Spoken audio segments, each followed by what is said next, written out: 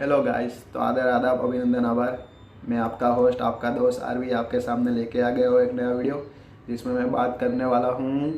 इस वीडियो में मैं बहुत सारी बात करने वाला हूँ, जैसे कि आप लोगों के डाउट्स थे। लास्ट मैंने जो वीडियो डाला था SBI PO इंटरव्यू का, उसमें बहुत सारी कमेंट आई थी, तो वो डाउट्स मैं सॉल्व करने वाला हूँ। प्लस IBPS PO के जो इंटरव्यू आने वाला है अभी, वो मैं कैसे प्रिपेयर कर रहा हूँ, उसके कुछ क्वेश्चंस मैं आपको देने वाला हूँ, जो कि फ्रिक्वेंटली आस्क क्वेश्चंस है और मोस्ट इम्पोर्टेंट क्वेश्चन है, वो मैं आपको देने वाला हूँ। प्लस IBPS PO डॉक्यूमेंट क्या क्या ले जाना है, लास्ट टाइम का मेरा उसका फॉर्म पड़ा है, जो मुझे वहाँ से दिया था कि ये डॉक्यूमेंट लाने हैं और वहाँ से अरेंज करने हैं ऐसे ऑनलाइन में, तो वो भी मैं आपको दिखाने वाला हूँ। प्लस हाँ, इतना है अभी, तो इतना मैं आपको बताने वाला हूँ। और हाँ बस, तो इतना मैं वीडियो में बताने वाला हूँ ये वीडियो में। तो वीडियो पूरा एंड तक देख लीजिएगा, और ये वीडियो में आपके सब डाउट्स भी सॉल्व हो जाएंगे और आपको गाइडेंस भी मिल जाएगा कि IBPS PO में कैसे प्रिपेयर करना है। थोड़ा वीडियो लंबा रहेगा क्योंकि डाउट्स आपके बहुत ज़्यादा है, तो देख लीजिएगा पूरा। और ये 20-25 मिनट का होगा, उतना टाइम तो बिगाड़ लीजिएगा, आपके ही काम का है। और वीडियो अच्छा लगे तो लाइक और सब्सक्राइब भी कर दीजिएगा। तो चलिए मैं शुरू करता हूँ वीडियो। ओके, तो सबसे पहले बहुत सारे स्टूडेंट ने क्वेश्चन पूछा था कि अगर आपने बीएड रखी है, थोड़ा ट्रिम ही करवाया है, क्लीन सेव नहीं करवाया, तो क्या वो चलता है? तो हाँ, क्लीन सेव ना कराए तो भी चलता है, आप ट्रिम करवा सकते हो। मैं last time IBPS PO interview में गया था, वहाँ भी मैंने सिर्फ ट्रिम ही करवाया था। ये अभी जितनी दिख रही है उतनी इनफ है, ऐसा नहीं है कि क्लीन सेव ही करवाना है, ऐसा कुछ ज़रूरी नहीं है, ठीक है। फिर है क्लोथ्स के बारे में भी बहुत कमेंट्स आई थी, तो मैं आपको बता दूं कि मैंने लास्ट जो SBI PO इंटरव्यू का वीडियो डाला है, उसमें मैंने जो क्लोथ्स पहने हैं, जैसे कि शर्ट है, पैंट है और टाई है, उतना इनफ है। मैं ब्लेज़र भी पहन के गया था, पर ब्लेज़र ना पहने तो भी चलता है, टाई शर्ट और पैंट इनफ है। नीचे शूज़ जो क्लीन होने चाहिए, और सॉक्स भी ठीक से पहनना, और बाल आपके ठीक होने चाहिए, सेट होने चाहिए। ऐसा नहीं कि कुछ भी कैसे भी कर रहे हो, बाल ठीक होने चाहिए।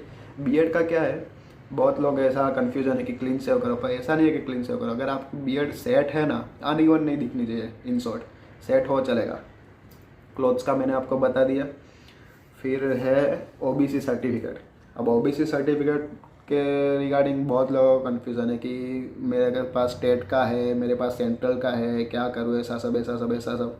तो बहुत लोगों के कमेंट्स भी आए कि आप अपना OBC सर्टिफिकेट का फॉर्मेट दिखा सकते हो, तो दिखा दीजिए। तो अब मैं वो दिखा रहा हूँ, तो आप देख लीजिएगा सब। तो जैसे कि आप देख सकते हैं, ये मेरा OBC सर्टिफिकेट है, ठीक है। इसमें लिखा है गवर्नमेंट ऑफ गुजरात, और ये लाइन मेन है, form of the certificate to be produce by other backward class candidate applying for appointment to post under the government of India. ये लाइन मेन है, ये नॉन क्रिमिनल सर्टिफिकेट है मेरा, आप देख सकते हैं पूरा, ठीक है। और ये ऑफिस सील है। ऐसा नॉन क्रिमिनल सर्टिफिकेट मैं लास्ट टाइम ले गया था, तो सेम यही नॉन क्रिमिनल सर्टिफिकेट में लास्ट टाइम ले गया था, और ये चल जाता है, ठीक है। इसका एक और भी फॉर्मेट है जो बाहर के, ये तो मैं तो गुजरात से होता है, ये गुजरात का फॉर्मेट है, बाकी और भी फॉर्मेट है, वो सब चल जाता है, कोई प्रॉब्लम ऐसी दिक्कत आती नहीं है IBPS PO में। और मेरे को क्या बताना है आपको यार, हाँ जी, और भी एक डाउट था, सब पूछ रहे थे कि आप कहाँ से करते हो ये प्रिपरेशन, मेंस की, प्रीलिम्स की, ये सब प्रिपरेशन आपने कहाँ से की, कौन से मॉक्स दिए। तो मैं बताना चाहूँगा कि मैंने गाइडली से, ये सब गाइडली से और टेक्स्ट बुक से ये सब प्रिपेयर किया। अड्डा का भी मेरे पास था, मेरे फ्रेंड का था, उससे भी मैंने प्रिपेयर किया, पर मोस्टली मैंने गाइडली से और टेक्स्ट बुक से प्रिपेयर किया। और गाइडली का वो PDF आता है, वो बहुत बेस्ट है, उसका GA भी बेस्ट है। मैं उसके GA देते रहता था जैसे ही, ठीक है। GA उसके बहुत मैंने दिए, और उसमें से कुछ नए नए क्वेश्चन निकले तो मैं उससे भी पढ़ता था। और GA में आशीष गौतम से, और आशीष गौतम सर है अड्डा के, उनका डेली GA देखता था, और अफेयर्स क्लाउड का मंथली PDF से करता था, ठीक है। तो इसका करता था। और गाइडली का और टेक्स्ट बुक का मॉक सीरीज़ अच्छा है। और अगर आपको गाइडली से लेना हो, मैं प्रमोशन नहीं कर रहा हूँ, मैं अपना बता रहा हूँ कि मुझे किससे फ़ायदा हुआ है, और वो मैं आपको सजेस्ट कर रहा हूँ। तो ये गाइडेंस है, प्रमोशन नहीं है, आप प्रमोशन की तरह मत लीजिएगा। तो अगर आपको गाइडली का लेना हो तो मैंने डिस्क्रिप्टिव में लिंक डाल रखी है, मेरा कोड भी है, अगर आप यूज़ करोगे तो ज़्यादा डिस्काउंट मिलेगा, 12% शायद। वो आप देख लीजिएगा, पर डिस्काउंट ज़्यादा होगा सबसे, और ऐसा है तो आप देख लीजिएगा। और ये मेरा गाइडेंस है, जो कि आपका डाउट था तो मैंने बता दिया आपको। और है डॉक्यूमेंट्स क्या क्या लेके जाना है। तो लास्ट टाइम मैं IBPS PO में गया था, उन्होंने एक ऐसा फॉर्म दिया था जिसमें उन्होंने बताया था कि ये डॉक्यूमेंट लाइन में लिखे थे और ये लाइन में ही अरेंज करके लाने हैं। तो मैं आपको वो फॉर्म भी दिखा रहा हूँ कि कौन से डॉक्यूमेंट्स ले जाने हैं, ताकि आपको अभी से अरेंज करके ही रखो। और सब पे जो भी जेरोक्स हो उस पर सेल्फ अटेस्टेड लिख के नीचे साइन भी करके रखो, वहाँ टाइम नहीं बिगड़ेगा आपका और आप रिलैक्स रहोगे। तो ये मैं अभी दिखाने जा रहा हूँ, वो डॉक्यूमेंट्स आप साइड में निकाल के रखो और उसकी ओरिजिनल भी साइड में निकाल के रखो, और सब पे सेल्फ अटेस्टेड लिख के नीचे आपकी साइन करके ही रखो जेरोक्स पे। तो अब मैं दिखाने जा रहा हूँ, आप देखिए। तो जैसे कि आप देख सकते हैं, ये फॉर्म मुझे दिया था IBPS PO इंटरव्यू में। Self attested copy of document to be kept ready in following order along with original. ठीक है, जो मैंने आपको बताया। तो पहले है call letter for interview with photo affix, जो कॉल लेटर आएगा वो। Hard copy of online application, उसकी भी लिंक ओपन कर दी जाएगी जब इंटरव्यू का कॉल लेटर आएगा तब। ठीक है, ये दो, ये अपने को कुछ काम का नहीं है। ठीक है, ये 3 नंबर कुछ काम का नहीं। IBPS स्कोर कार्ड सिर्फ लिखा है, पर वो ले जाना नहीं है कुछ। फिर 4th कास्ट सर्टिफिकेट, अगर आप ST SC OBC से बिलोंग करते हैं तो वो। फिर 5th स्कूल लिविंग सर्टिफिकेट वो। 6th SSC मार्कशीट एंड वो। 7th HSC marksheet. 8th semester wise marksheet of graduation, post graduation किया हो तो वो। ये मैंने नहीं किया था तो ये मैं नहीं ले गया था। ये 3rd नंबर का कोई काम का नहीं है। पोस्ट ग्रेजुएशन ना किया हो तो ये कोई काम का नहीं है। फिर डिग्री एंड पोस्ट ग्रेजुएशन का सर्टिफिकेट जो कॉन्वोकेशन आता है वो। फिर एनी अदर मार्कशीट, जैसे कि मैं आपको अभी दिखा रहा हूँ ये अभी ही, कि अदर कोई कोर्स हो जिसमें आपने किया हो तो वो। एक्सपीरियंस अगर आप कहीं जॉब करते हो तो वो। और ID प्रूफ, आधार कार्ड है, मैं आधार कार्ड लेके गया था तो वो। रेसिडेंशियल प्रूफ तो चाहिए, रेसिडेंशियल प्रूफ तो ID प्रूफ में ही आ गया। ठीक है, NOC तो जो अगर आप जॉब करते हो तो NOC भी ले जाना पड़ेगा। और ये एक हैंड रिटन डिक्लेरेशन है, वो भी कॉल लेटर में आ जाएगा, वो आपको ले जाना है। अब मैं ये आपको दिखाता हूँ, कहाँ गया, हाँ ये any other cost marksheet certificate. ठीक है, तो जैसे कि आप देख सकते हैं ये मेरे सर्टिफिकेट्स है, HTML एंड CSS, पाइथन। फिर ये मेरे कॉलेज के सर्टिफिकेट्स है। ये सब एक्स्ट्रा में आएंगे, आपको ले जाने हो तो ले जा सकते हैं, एक अच्छा इंप्रेशन पड़ेगा। तो ये सब मैंने निकाल के रखे जो कि मैं ले जाऊंगा ये। ठीक है, तो जैसे कि मैंने आपको सर्टिफिकेट्स भी मेरे दिखा दिए, तो डॉक्यूमेंट्स का तो अब आपको सब क्लियर हो गया होगा, मैंने पूरा अच्छे से समझा दिया। फिर भी डॉक्यूमेंट्स में कुछ भी डाउट हो आप कमेंट में लिखिए, मैं सबके आंसर देता हूँ। जितने भी कमेंट आते हैं मैं हर सिंगल पर्सन को डाउट सॉल्व करता हूँ और उसका कमेंट में आंसर देता हूँ। आपको विश्वास ना आ रहा तो आप मेरी सब कमेंट्स में जाकर देख सकते हैं, मेरा खुद का रिप्लाई है सब में। मैं बाकियों जैसा नहीं हूँ, सर टीचर जैसा कि सिर्फ पढ़ाते हैं और कमेंट्स का बच्चों का कुछ ध्यान नहीं रखते। मैं सबके आंसर देता हूँ, आप देख लीजिएगा। अब आते हैं क्वेश्चन पे। इंटरव्यू में HR क्वेश्चन है जो 10-12 क्वेश्चन है जो कि रिपीटेडली पूछे जाते हैं और इम्पोर्टेंट है, तो वो मैं आपको बता देता हूँ। आपको लिखना हो तो लिख डालिएगा या याद रख लीजिएगा। जैसे कि है, पहले तो आपका इंट्रोडक्शन पूछेंगे। ठीक है, इंट्रोडक्शन में बहुत सारे लोगों ने कमेंट्स किया था क्या कहाँ से स्टार्ट करें कैसे करें, तो वो भी मैंने कमेंट्स में बता दिया है। फिर भी ना समझ आए तो कमेंट कर देना, मैं बता दूंगा। फिर है आपके नाम का मीनिंग। फिर है जैसे कि मेरा नाम रवि है और उसका मीनिंग है हिंदू गॉड ऑफ सन। फिर होप है, सेटिस्फाइड है, उस ऐसा मीनिंग। फिर मैं जहाँ से बिलोंग करता हूँ उसके बारे में मुझे बहुत अच्छा पता होना चाहिए, जैसे कि मैं गुजरात से बिलोंग करता हूँ वैसे। फिर फैमिली बैकग्राउंड क्या है आपका, माता पिता क्या करते हैं, बहन है भाई है तो वो क्या करते हैं ऐसे। फिर आपको कोई भी किया हो, इंजीनियरिंग किया हो, BCom किया हो, या कोई भी ग्रेजुएशन किया हो और 1 साल 2 साल का गैप हो तो आपको वो गैप में क्या किया आपने वो पूछ सकते हैं। किसी भी फील्ड के बाद आप इंजीनियरिंग बैंकिंग क्यों चूज़ कर रहे हो वो पूछ सकते हैं। PO की क्वालिटीज़ क्या क्या है वो पूछ सकते हैं। IBPS ही क्यों, SBI PO क्यों नहीं वो पूछ सकते हैं। IBPS का फुल फॉर्म, IBPS के बैंक्स, आपके बैंक प्रेफरेंस पूछ सकते हैं। फिर पूछ सकते हैं कि अगर कहीं अच्छी अपॉर्चुनिटी मिल गई तो आप ये जॉब छोड़ दोगे क्या, उसका भी आपको आंसर देना होगा। फिर आपकी हॉबीज़ पूछ सकते हैं, हॉबीज़ से अच्छे खासे क्वेश्चन आ सकते हैं। जैसे कि last time IBPS PO interview में मैंने अपनी हॉबीज़ लिखी थी गाने गाना, जो कि है ही मेरी, पर तब मेरा फर्स्ट टाइम इंटरव्यू था, मैं इतना प्रिपेयर नहीं था। और क्वेश्चन मुझे ऐसे आए कि अच्छा ठीक है बताओ पिच क्या होता है, मेलोडी क्या होता है, हारमोनी क्या होता है, कितने टाइप के ताल है, राग है, और वो सब में मैं ब्लैंक हो गया था। वैसे मेरे मार्क्स 68 आउट ऑफ 100 आए थे, जो कि फर्स्ट टाइम के लिए अच्छे ही है, पर मैं ब्लैंक हो गया क्योंकि मैं ये प्रिपेयर करके नहीं गया। तो आपको मैं जितने भी क्वेश्चन बताऊँ ना, उसमें आपको प्रिपेयर क्या करना है, कोई भी चीज़ आप बताओ उसका काउंटर क्वेश्चन क्या आ सकता है इंटरव्यू से। जैसे कि मैंने बताया मैं गुजरात से हूँ, तो उसका काउंटर क्वेश्चन क्या आ सकता है, गुजरात की फेमस चीज़ें बताइए, गुजरात से क्या एक्सपोर्ट होता है वो पूछाइए, CM बताइए, या कुछ भी ऐसा। तो काउंटर कोई भी आप चीज़ बताओ ना, आप अपने मन में सोचो कि इसका काउंटर क्वेश्चन इंटरव्यू मुझसे क्या पूछ सकता है, और वो क्वेश्चन निकालो, क्वेश्चन में से क्वेश्चन निकालो, तो ही आप इंटरव्यू के लिए अच्छे से प्रिपेयर कर पाओगे। मैं तो ऐसे ही करता हूँ, काउंटर क्वेश्चन का पहले सोचना स्टार्ट कर देता हूँ कि मैं ये बोलूँगा तो उसका कुछ सामने क्वेश्चन आएगा, उसका क्वेश्चन मुझे आना चाहिए। SBI PO में भी मैंने वो गाना गाया, मुझे पता था उसका काउंटर क्वेश्चन आएगा कि उसका हीरो कौन है, हीरोइन कौन है, वो फिल्म का नाम क्या है, स्टोरी लाइन क्या है, और सब क्वेश्चन मैं प्रिपेयर करके गया था, और सब क्वेश्चन आए, सब क्वेश्चन के मैंने आंसर दिए। आप लोग कमेंट में बोल रहे थे कि आप इतने कॉन्फिडेंट लग रहे थे इंटरव्यू में, पर कॉन्फिडेंस कहाँ से आता है? नॉन स्टॉप प्रिपरेशन से ही कॉन्फिडेंस आता है। मैंने इतने सारे क्वेश्चन कर दिए थे, काउंटर क्वेश्चन कर दिए थे, कि मुझे पता था कि मैंने अपनी तरह से 100% दे दिया है। तो वो जो अंदर से आता है ना, वही कॉन्फिडेंस होता है। अगर आप मेहनत नहीं करोगे तो आपका कॉन्फिडेंस कभी नहीं आएगा, तो मेहनत तो करनी पड़ेगी, ठीक है। फिर है आपके रोल मॉडल क्या है, रोल मॉडल कौन है आपका। जैसे कि मेरे पेरेंट्स है रोल मॉडल, उसका रीज़न भी है मेरे पास क्यों है, तो आपके पास भी होना चाहिए कि कौन है रोल मॉडल, उसका रीज़न क्या, और उसके बारे में पता होना चाहिए। मैंने पेरेंट्स इसलिए लिखा क्योंकि पेरेंट्स के बारे में हमको कुछ जानने की ज़रूरत नहीं, या कहीं से पढ़ने की ज़रूरत नहीं है। अगर आप बोल दोगे कि मेरा रोल मॉडल है कोई फेमस पर्सनालिटी बोल दोगे, जैसे कि आप बोल रहे हो, चलो आलू अर्जुन ले लेते हैं, अभी पुष्पा का बहुत चला है उनका, तो आपको उसके बारे में सब पता होना चाहिए, कहाँ से बिलोंग करता है, कहाँ वो जन्मे हैं, वो सब उसको बारे में पता होना चाहिए, ठीक है। तो HR के ये जिसने मैंने क्वेश्चन बताया वो रिपीटेडली पूछे जाते हैं, इसलिए मैंने ये सिलेक्टेड क्वेश्चन बताया। फिर है बैंकिंग के थोड़े क्वेश्चन है जो रिपीटेडली पूछे जाते हैं IBPS PO इंटरव्यू में, repeatedly.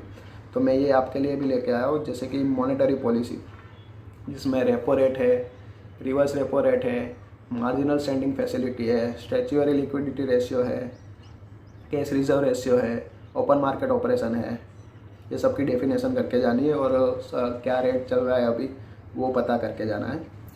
Type of cheques, open cheque है, बेयरर चेक है, एंटी डेटेड चेक है, पोस्ट डेटेड चेक है, स्टेल चेक है, क्रॉस चेक है। फिर है type of banks, commercial, private, public, foreign banks, special development banks, small finance banks, Paytm banks, payment banks. फिर है नेशनलाइजेशन ऑफ बैंक्स, वो आपको अच्छे से पढ़ के जाना है। NPA, non performing asset and SARFAESI act, वो आपको अच्छे से पढ़ के जाना है, क्वेश्चन आते ही है इस पे से। प्राइवेटाइजेशन ऑफ बैंक, उसका थोड़ा पढ़ के जाना है कि कौन कौन से बैंक है जो प्राइवेट नीति आयोग ने सजेस्ट की है प्राइवेटाइजेशन करने के लिए, वो पढ़ के जाना है। अभी Q3 में कौन सी बैंकों की क्या क्या प्रॉफिट रही है वो आपको पढ़ के जाना है। MD and CEO of banks पढ़ के जाना है। फिर इंटरेस्ट रेट क्या चल रहा है होम लोन का, एजुकेशन लोन का, पर्सनल लोन का, व्हीकल लोन का, ये सब पढ़ के जाना है। बजट अभी आया है वो पढ़ के जाना है, जैसे कि बजट के 4 पिलर थे, ठीक है। एक तो था PM गति शक्ति स्कीम, दूसरा था फाइनेंसिंग ऑफ इन्वेस्टमेंट, तीसरा था sunrise opportunity and climate action, and चौथा था इंक्लूसिव डेवलपमेंट, ठीक है। ये 4 पिलर थे, मैंने अच्छे से पढ़ा था SBI PO के लिए, तो मुझे याद है। और इसमें भी अंदर बहुत कुछ है जो आपको पढ़ना होगा, बजट से रिलेटेड क्वेश्चन आएंगे IBPS PO में, ठीक है, क्योंकि अभी बजट आया है। फिर है टाइप ऑफ डिपॉजिट, कितने टाइप के, 4 टाइप के, current account, saving account, fix deposit account and recurring deposit account, ठीक है। वो सब के बारे में आपको पढ़ के जाना है। फिर आ सकता है क्वेश्चन बेड बैंक से, जैसे कि है NARCL, national asset reconstruction company limited, तो वो आपको पढ़ के जाना है। अब मैं एक एग्जांपल देना चाहता हूँ आपको कि आप कुछ भी पढ़ो ना, उसका कॉन्सेप्ट समझो। जैसे कि अभी अभी मैं आपको बता दूं कि बेड बैंक क्या है। तो बेड बैंक ये है कि the motive of the bad bank is to decrease NPA of the bank and take bad loans of the bank and recover them from time to time. अगर मैं ये English में समझा दिया आपको, ठीक है, और आपको इतना मज़ा नहीं आएगा। अगर मैं अपनी भाषा में समझाऊँ, जो आप कनेक्ट करते हो वो भाषा में समझाऊँ, तो आपको कैसा लगेगा। अगर मैं बताऊँ कि कोई बैंक है, उन्होंने 5,000 करोड़ का लोन दिया कंपनी एक्स को, ठीक है, वो कंपनी एक्स उठ गई। अब वो 5,000 करोड़ का लोन दिया था, उससे कंपनी एक्स ने जो एसेट खरीदा है, जैसे कि कंपनी एक्स एयरपोर्ट्स बना दिए, तो अब उसने जो ज़मीन खरीदी है, जो एसेट्स है, वो सब है, और कंपनी एक्स ने कुछ तो गिरवी रख के लिया होगा, तो वो सब है। तो अब वो सब का कुछ तो वैल्यू निकलेगा। तो बेड बैंक क्या करती है, वो जो 5,000 करोड़ का लोन है वो तो NPA हो गया है। तो अब वो जिस बैंक ने लोन दिया था उस बैंक को बोलती है कि ये लोन हम आपसे ले लेते हैं, हम 5,000 करोड़ तो आपको नहीं देंगे, हम आपको देंगे 3,000 करोड़। अब आप ही सोचिए कि 5,000 करोड़ का लोन दिया है, वो दे रहे हैं 3,000, तो क्या बैंक को लेने लेना चाहिए? इसमें ले लेना चाहिए, क्योंकि कुछ ना मिले उससे अच्छा कुछ मिल जाए, ठीक है। तो ऐसे बेड बैंक परफॉर्म करते हैं। और फिर वो बेड बैंक वो जो एसेट्स होता है उसको 4,000 करोड़ में बेचे या 10,000 करोड़ में बेचे, वो उनके पर है। वो प्रॉफिट ले या उससे लॉस हो, वो फिर बैंक को नहीं देखने का, पर उसका जो 70% अमाउंट है वो रिकवर हो रहा है, वो अभी मेन है बैंक के लिए। NPA कम हो रहा है, वो मेन है। तो ये है बेड बैंक का मोटिव। अगर मैंने हिंदी में समझाया तो अच्छा लगा ना। आप भी ऐसे कोई भी क्वेश्चन हो ना, अपने मन को अपनी भाषा में समझाओ। मैं तो गुजराती में समझता हूँ, मैं गुजरात से हूँ इसलिए, पर मैंने आपको हिंदी में समझा क्योंकि सब गुजराती नहीं समझते। तो ऐसे आप समझो, कॉन्सेप्ट में डीप में उतर जाओगे ना तो याद रखने की ज़रूरत नहीं पड़ेगी। और मैं इलेक्ट्रिकल से हूँ, इंजीनियर से हूँ। अगर कोई इलेक्ट्रिकल इंजीनियर हो उसको भी मैं बता दूँ कि 3 टॉपिक करके जाओ, इनफ है। जैसे कि ट्रांसफॉर्मर है, इंडक्शन मशीन है और सिंक्रोनस मशीन है। मैं ये तीनों ही करके गया था। बाई चांस अभी तक 3 इंटरव्यू मैंने दिए, किसी में मेरे को इलेक्ट्रिकल से एक भी क्वेश्चन नहीं पूछा, पर मैं प्रिपेयर था। अगर क्वेश्चन आया तो मैं आंसर दे सकता था, ठीक है।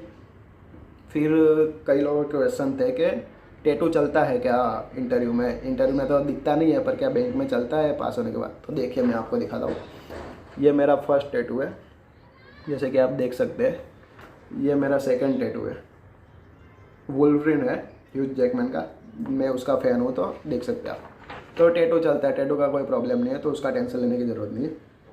फिर आपको जिस डेट इंटरव्यू हो उससे 1 वीक पहले का, वो वीक पूरा का न्यूज़पेपर अच्छे से पढ़ना है, इम्पोर्टेंट न्यूज़ कवर करनी है।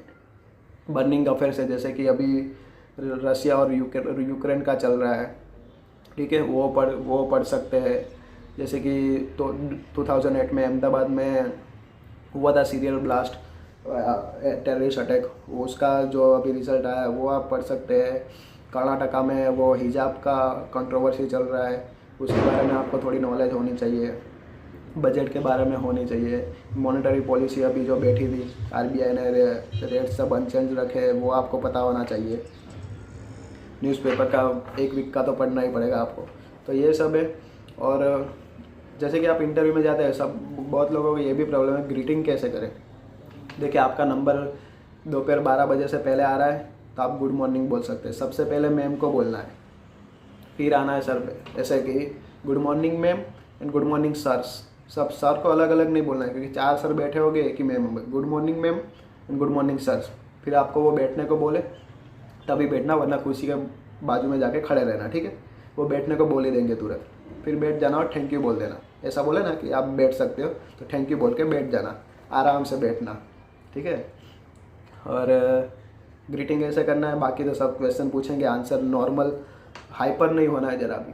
ऐसा समझना है मेरा फ्रेंड है, उसको मैं आंसर दे रहा हूँ। हाइपर हो गए, आपकी स्पीड बोलने की बढ़ेगी, उनको पता चल जाएगा ये आप फंबल करेगा। जैसे आपकी स्पीड बोलने की बढ़ी ना, आप फंबल करोगे, कुछ उल्टा सीधा बोल दोगे। आराम से काम होके इंटरव्यू दो, कोई जल्दी नहीं है उन लोगों को भी, ठीक है। और बस इतना ही है। अभी तो आपका कुछ डाउट हो इंटरव्यू के रिगार्डिंग तो मुझसे पूछ सकते हैं, मैं आप सबकी डाउट सॉल्व कर दूंगा कमेंट में ही। और ऐसा कुछ बड़ा डाउट होगा तो मैं वीडियो भी लेके आ जाऊंगा, ठीक है। तो मैंने ये वीडियो में सब आपके डाउट्स कवर कर लिए अब। तो और कोई डाउट्स हो तो आप कमेंट में पूछ लीजिएगा, मैं सबके डाउट्स क्लियर कर ही दूंगा और कमेंट्स कर दूंगा, ठीक है। और थैंक यू, जय हिंद।